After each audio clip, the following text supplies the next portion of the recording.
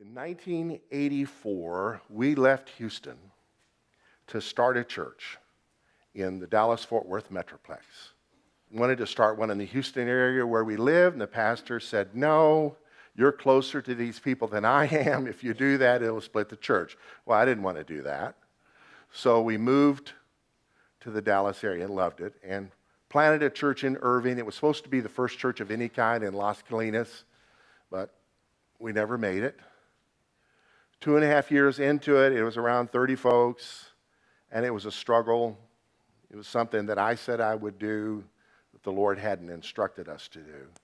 After hearing a strong sermon on what is a work of the flesh, I realized I had an Ishmael thing going on in my life. I didn't run away from the Lord's calling, but I run ahead of him many times. And so I realized I'd gotten way ahead of God, and so we swallowed our pride and closed the church. And I thought, I'm not going to be a pastor. It's not for me. And he led us to join Shady Grove Church. And I had been a member there maybe a year or so and went on a men's retreat. It was just a Friday night and a Saturday thing at an encampment in Fort Worth itself.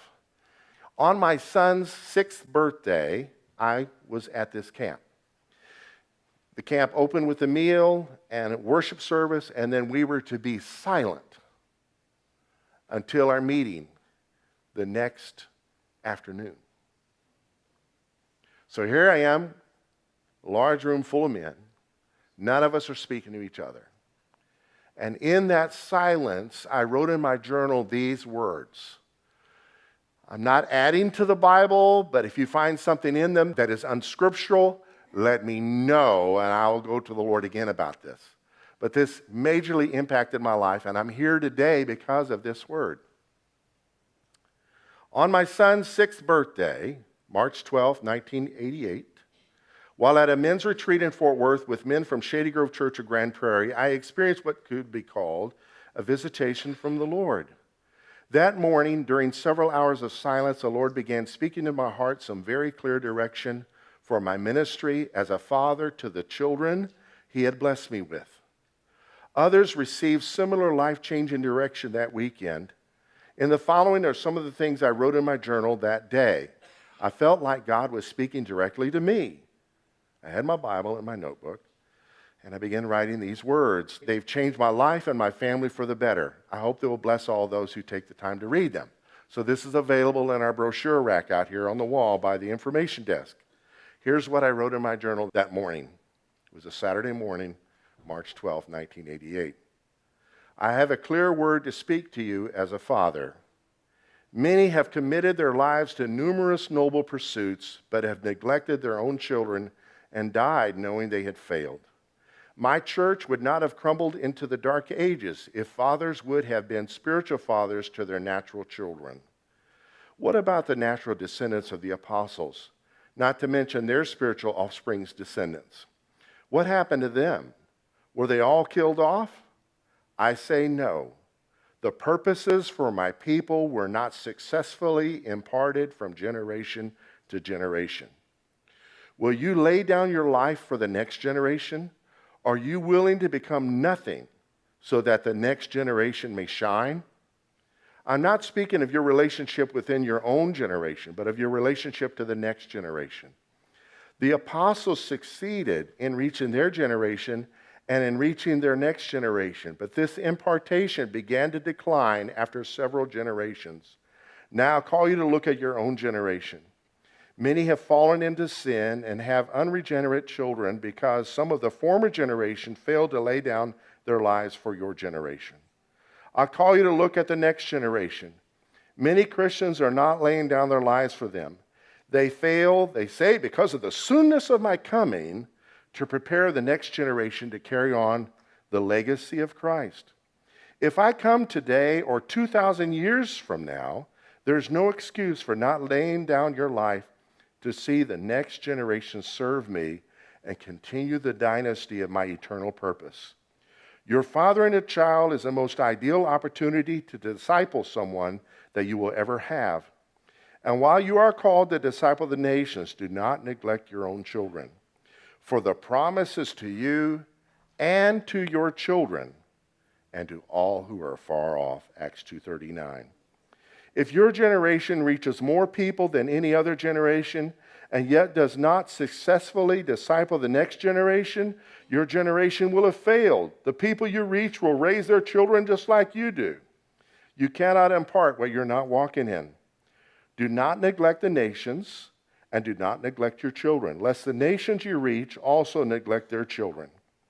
Be a worshiper, be a father, be a discipler, be a man. So while meditating on those words, I thought of the potential power of a set of parents in God's kingdom in the first century. I thought, what if during the first century church, just one set of parents, two people, mom and a dad, successfully discipled two children, and those two children grew up and did the same. They each had two children to disciple them. That would make 4 disciples in the second generation.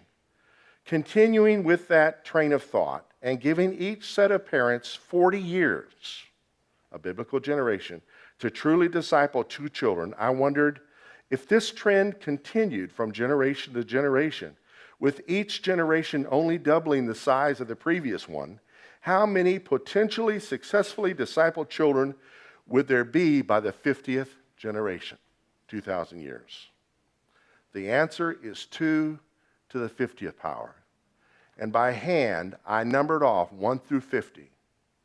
And at first it was slow, and then the exponential growth kicked in. Now keep in mind, we're speaking of potential, not the actual. Potential. What would the potential number of discipled children be by the 50th generation? The number is 793,969,399,169,000, and don't forget 24. While this is dealing with the potential of child rearing, one can easily see the incredible influence we have as parents. The hand that rocks a cradle really does rock the world. With these insights and others shared by the other brothers at that same retreat, I went home with renewed vigor to work at discipling my own children. It was not easy, but has been most rewarding. Thank God for a great wife and mother, Yvette, whom God gave me to raise our children with.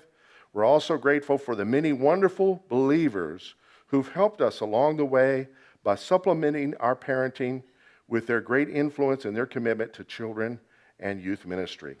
From that time on, I began to do everything I could to be a blessing to the children's ministry of Shady Grove Church in Grand Prairie, where my wife eventually joined the staff to work in children's ministry full time.